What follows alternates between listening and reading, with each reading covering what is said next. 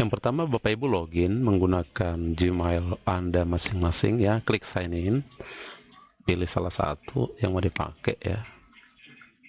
Ini memilih karena sudah banyak ya, jadi Bapak Ibu yang masih baru buat ya pilih, masukkan alamat emailnya, kemudian masukkan passwordnya, setelah itu pilih next.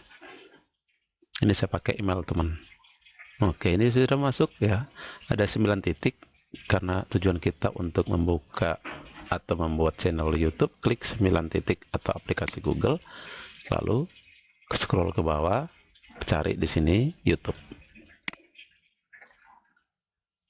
Lalu setelah diklik di sini, klik buat channel ya, buat channel. Nah, ini bisa diubah fotonya, bisa diubah juga namanya, tapi dalam hal ini saya tidak mengubah apa-apa, langsung kita klik buat channel.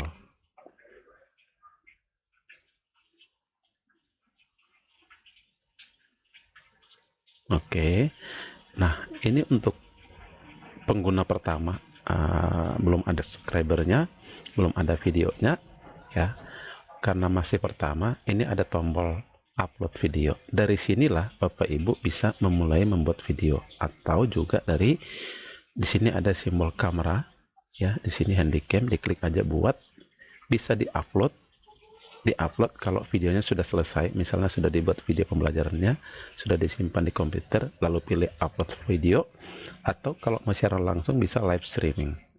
Oke, sekarang kita anggap semua sudah punya video ya, sudah ada video, lalu kita pilih upload video.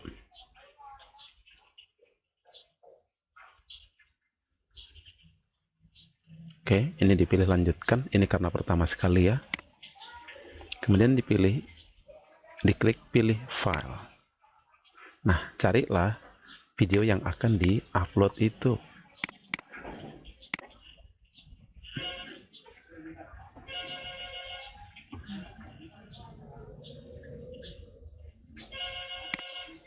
Contoh ya, ini contoh seperti ini contoh video yang akan kita upload, dipilih lalu dibuka.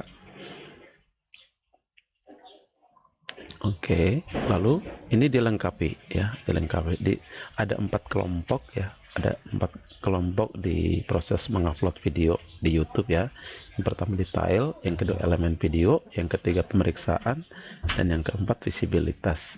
Yang pertama di detail ada judul ya, buatlah judul yang menarik yang bisa mencuri perhatian peserta atau penonton ya. Biasanya judul itu yang membuat penasaran lebih enak. Lalu kemudian tuliskan deskripsinya apa ya.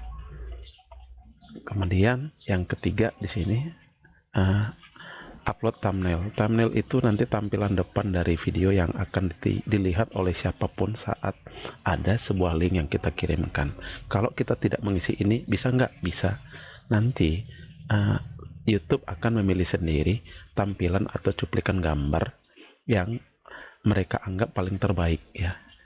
Jadi kalau mau dibuat thumbnail, klik ini, lalu diverifikasi dulu ya. Ini nggak usah dulu ya, nanti Bapak Ibu verifikasi sendiri ya.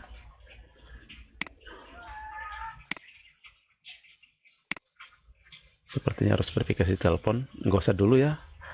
Nah, oke, kita lanjut dulu, lalu pilih ada playlist ini seperti kelompok atau folder di YouTube, tujuannya untuk menyimpan data itu secara teratur sehingga tidak tercerai-berai.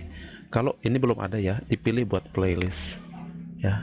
Kemudian kita tuliskan nama playlistnya, misalnya oke, kita coba buat misalnya judul untuk satu playlist ya, misalnya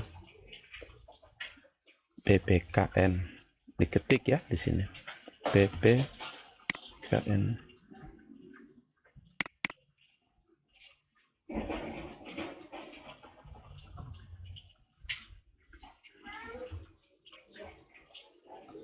Oke, kemudian lanjut di visibilitas. Visibilitas ini diminta untuk memilih 3 jenis, apakah ini video ini publik, pribadi, atau tidak publik. Apa maksudnya?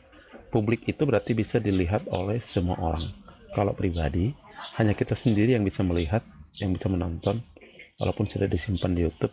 Kalau tidak publik, nanti bisa ditonton oleh siapa yang mendapatkan link. Jadi tidak bisa dicari ya, hanya mendapatkan link.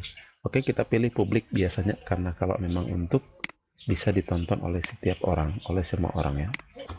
Lalu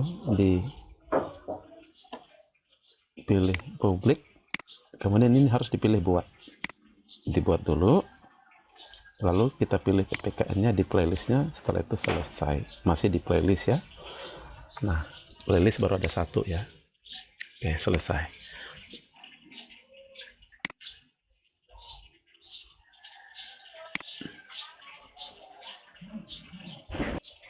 Setelah itu kita lanjut ke bawah ya, kita lanjut. Ini video ini, penontonnya ya, video ini dibuat untuk anak-anak atau enggak. Kalau kita klik ya video ini dibuat untuk anak-anak, maka nanti video tidak bisa dikomentari oleh siapapun. Tapi kalau memang ingin video ini bisa dikomentari, pilihlah tidak, video ini tidak dibuat untuk anak-anak. Oke, kemudian lanjut dengan pembatasan usia. Jika Bapak Ibu mau membatasi penontonnya, bisa dipilih ya batasi video hanya untuk berusia 18 tahun ke atas. Kalau tidak, pilih saja di sini. Ya, oke, kemudian tampilkan lebih banyak. Lalu promosi berbayar, ini abaikan aja dulu. Nanti ini lebih efektif jika Bapak Ibu sudah punya 1000 subscriber atau pelanggan dan punya 4000 jam tayang. Ini baru berguna ya nanti promosinya ini. Oke, lanjut tag ya, di tag siapa yang apa yang Bapak Ibu ingin tag, misalnya PPKN, di enter untuk membuat tag baru, misalnya video belajar, di enter lagi, dan seterusnya, tergantung Bapak Ibu mau bikin apa ya. Lalu bahasa, pilih bahasa videonya kalau mau, kalau enggak juga nggak apa-apa, tidak wajib kok. Tanggal perekaman ini sama, bisa dipilih bisa tidak, lokasinya juga seperti itu, nggak wajib ya. Misalnya saya buatkan fak-fak Papua Barat seperti itu. Di bagian lisensi lewatin aja, ini juga izinkan penyematan, lewati saja defaultnya mereka. Kategori blog dan orang ini boleh dipilih, mempermudah orang untuk menemukan ya. Misalnya kategori pendidikan, nanti bisa dipilih pendidikan.